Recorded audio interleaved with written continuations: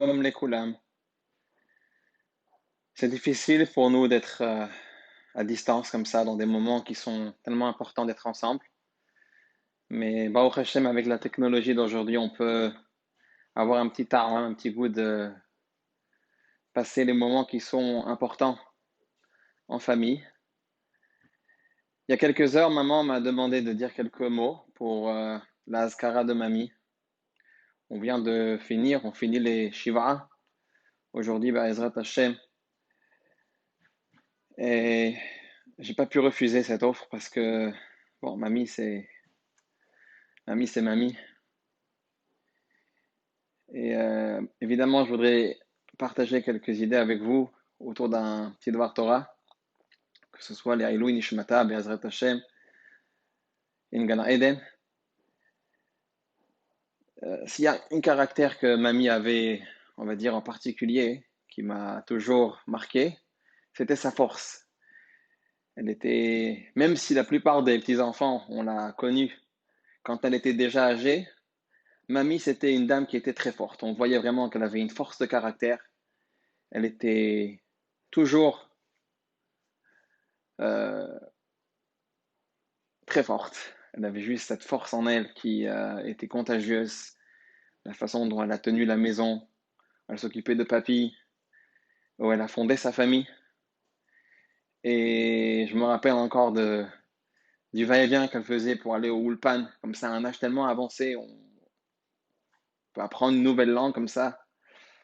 Et c'est sûr que sans doute, ça a été une des raisons qui a fait que Baruch Hashem, elle a eu une longue vie, elle a eu une arichut yamim. Mais la force qui était vraiment marquante et plus particulière que tout ce qu'on a vu chez elle, c'était cette... Je m'excuse, j'ai pas l'habitude de parler en français, donc je perds un petit peu mes mots. Cette force qu'elle a pu de pouvoir tout reconstruire depuis le début en allant en Eretz Israël. C'est pas la première fois qu'elle a dû bouger d'un pays à un autre, parce que on sait tous bien que elle et papy sont nés à Gabès, en Tunisie, et ils sont allés en France tout d'abord, et ils avaient un métier, ils avaient la famille, ils avaient une situation, et il n'y avait rien qui les poussait à aller en Eretz Israël, mais ils ont décidé ensemble de le faire. Et c'est sûr que Aker et Abayit, mamie, ça a été la force qui a été la motivation de partir avec papy en Eretz Israël et de terminer leur jour Be'eretz HaKodesh. Et c'est vraiment une force qu'on doit admirer. Et je me suis toujours demandé comment c'est venu, d'où c'est arrivé. Et j'ai pas dû chercher loin. Parce que ce Shabbat-là, Parashat Natot Mas'eh, on parle aussi de voyages. Des voyages que Am Israël, nos ancêtres, ont fait dans le désert. Et le début de la paracha nous dit que on a eu 42 étapes. On s'est arrêté à 42 étapes dans le Midbar. Et la Torah, elle fait très attention de nommer chacune de ces étapes avec un nom, comme si elles étaient tellement importantes. Et on retrace, en quelque sorte, à la fin de Sefer Bamidbar, notre voyage, notre long voyage de 40 ans dans le Midbar, dans le désert. Et comme si avec fierté, on raconte, on est parti ici, on est parti là-bas, on s'est arrêté ici, on s'est arrêté là-bas. Et je me suis toujours posé la question, mais quel est l'intérêt de nous dire qu'on s'est arrêté à tous ces endroits? Il n'y a rien qui s'est passé. Il n'y a rien, à part peut-être Matan Torah. Tout le reste, qu'est-ce qui s'est passé? Rien. Ok, alors on a mis nos tentes, et puis on est reparti. On s'est arrêté là, et on est reparti. C'est quoi l'intérêt de nous raconter cette histoire? En plus, on sait tous que le Midbar, le 40 années dans le Midbar, ça a été un onesh, ça a été une punition pour Am Israël. Donc, quel est l'intérêt de retracer la punition qu'on a eue avec fierté? Ah, on s'est arrêté ici, on est reparti là-bas. Ben, l'idéal, ça aurait été de Mitzrayim directement à Eretz Israël. Donc, pourquoi retracer toutes ces étapes? C'est quelque chose qu'on ne devrait pas être tellement fier.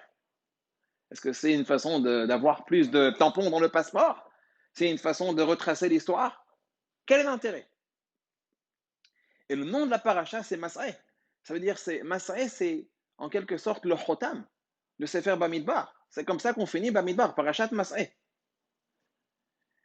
Et je pense que la réponse, elle est en fait dans une des parachutes qu'on ne peut pas oublier, dans Sefer Bamidbar, Parashat Beha'alotra. Il y a une petite aliyah qui a l'air complètement, presque on va dire, inconnue et invisible, qui nous parle des Masa'ot. Et chaque passage dans cette aliyah de Parashat Beha'alotra, il a 3 mots-clés. Al pi Hashem. Al pi Hashem Yahanu, Al pi Hashem Yisa'u. Ce qui veut dire que Am Israël, ils ont toujours voyagé dans le Midbar d'après la décision d'Akadosh Baruch Hu. En quelque sorte, ils ne savaient jamais combien de temps ils allaient rester. Ils ne savaient jamais à quel moment ils devaient partir. Il y a eu des stations, par exemple, l'étape de Kadesh, où ils sont restés 19 ans. Il y a eu d'autres stations où ils sont restés un jour. Ils ne savaient jamais. Et la Torah, elle veut nous dire ici, et c'est peut-être ça le message de Parashat Mas'eh, Ma'aseh avot siman abanim. Surtout quand il s'agit de la galoute, comme le Midbar, comme le désert. Am Israël, ils ont retracé cette histoire d'avoir tous ces Masa'ot, 42 Masa'ot, parce que c'était Alpi Hashem Yahanu et Alpi Hashem Isru. C'était le point commun de toutes ces étapes. Parce que quand c'est Hashem qui nous guide, on n'a pas peur, on n'est pas inquiet, c'est pas difficile. Oui, c'est vrai qu'on ne sait pas quand est-ce qu'on va partir, on ne sait pas combien de temps on va rester, mais on sait qu'on est entre les mains d'Hachem. On sait que Hachem, il est là pour nous guider et il veut seulement notre bien. Et il n'y a pas d'inquiétude, il n'y a pas d'angoisse. Et ça ne change rien. On sait bien comment les familles juives, quand on va faire avec les valises et les enfants qui crient, ça compte pour rien, ça ne change rien. Et on revit ce moment de Massarot avec fierté parce qu'on se dit qu'on a eu cette émouna. Ko amar Hashem zacharti lach ne'oraich chesed. Ko amar Hashem zacharti lach chesed ne'oraich ahavat kelulotayich. Lechtech acharai bamidbar be'eretz lo zerua. C'était un moment où notre connexion avec Akadosh Baruch Hu était tellement forte, on n'avait peur de rien. On avait cette proximité, cette connexion avec Akadosh Baruch Hu. On va faire 42 étapes. On ne sait même pas quand on part, on ne sait même pas quand on reste. On n'a rien avec nous, mais on a cette émouna. C'est ça Parashat Mas'eh.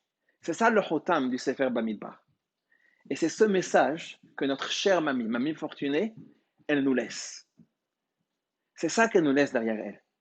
Parce que dans cette génération, malheureusement, qui disparaît avec le temps, il y avait une émouna qui est simple, une émouna qui est juste pshuta, tmima. Il n'y a pas de heshbonot, il n'y a pas de sfekot, il n'y a pas de sang d'angoisse. Il y avait toujours ces brachot qu'elle nous faisait en arabe avec qu'Hachem soit avec toi, t'inquiète pas, Kadosh Baruch Hu, il est toujours là. Et c'est vrai que c'est pas dans ces mots qu'on connaît, mais c'est ce que mamie elle était. Et sa force, elle venait de là. Sa force, elle venait du fait qu'elle a été éduquée, qu'elle a grandi dans une ambiance où c'était Emouna Pshuta, c'était dans le sang, c'était ce qu'on est. Et c'est comme ça que ça a été tellement facile, peut-être pour elle et pour papy, d'avoir fait ces voyages à un âge même avancé et d'avoir juste continué. Parce que c'est pas compliqué, c'est simple. On avance. Hachem est là avec nous, on fait ce qu'il y a à faire. Et je suis sûr que Bezrat Hachem, elle est maintenant avec papy au Gan Eden, qui sont ensemble, qui sont heureux ensemble. Mais on doit se rappeler que pour les enfants, pour les petits-enfants, les arrière-petits-enfants, elle laisse un grand trou derrière elle. Son absence, elle crée un grand trou. Parce que mamie, même si, en fin de compte, on était là pour lui tenir compagnie, mais mamie, c'était notre mamie. Ça veut dire qu'elle tenait la famille ensemble. C'est elle qui avait cette force dans sa personnalité et dans sa présence d'être là pour nous tous. Et elle était ce kesher qui nous unissait tous ensemble. Et ça va être un trou qu'on va devoir combler. Ça va être quelque chose qu'on va devoir compléter. On va devoir continuer. Cette emunat mima. Cette force qu'on doit continuer à avoir. surtout pour ceux qui sont encore en Chutz La'aretz, comme nous, on est encore en Amérique, et le matzav, il est tellement, pas juste sensible, mais imprévisible. On ne sait pas ce qui va se passer, on ne sait pas où le monde va. Et la seule façon de rester fort, c'est d'avoir cette émouna pshuta, d'avoir cette émouna, Akadosh Baruch Hu, cette émouna tmima que nos avot, qu'on est tellement fiers d'avoir ces grands-parents qui nous ont réussi à hériter. Anachnu ma'aminim, bene ma'aminim, c'est vraiment ce qu'on est. Et Bezrat Hashem, que ce soit un moment où on pourra tous prier quoi, Akadosh Baruch Hu, que le Mashiach vienne et qu'on se retrouve tous, Bezrat Hashem, pas seulement en Eretz Israël, mais aussi avec tous les tzadikim et les tzadkaniyot, qui soient tous, qui reviennent tous chez nous avec Triyat Ametim. Et je voudrais prendre cette opportunité pour souhaiter à maman, bien sûr, tout d'abord, Tenu Hamou Min Hashamayim, ma maman qui est une femme qui reflète cette émouna, c'est une émouna qu'elle vit dans tous les jours, mais bon, je sais qu'elle ne veut pas que je parle d'elle tout le monde, mais je veux lui souhaiter Tenu Hamou Min Hashamayim, à tonton Béros, qui est le petit frère de mamie aussi, tata Sylvie, qui s'est tellement occupée de mamie pendant ces dernières années, maman, elle a mis cette douceur, à tata Rouhama, bien sûr, c'est toujours un plaisir de lui parler, et tonton Laurent, je suis tellement content qu'il a réussi à être là pour le Levaya et donner un nahat à mamie, et je peux seulement souhaiter au Maha Hashem Dima'a, mais al kol panim, qu'Akadosh Baruch Hu, Yomar le tsarotenu dai, que ce soit la dernière des tsarot avant que Mashiach vienne, et que Be'ezrat Hashem, sa neshama, soit avec les tzadikim et les tzadkaniyot dans le Gan Eden, qui est neshmata, teora betzroa hayim, et qu'on se retrouve tous dans les smachot. Amen, Ken Yiratzon.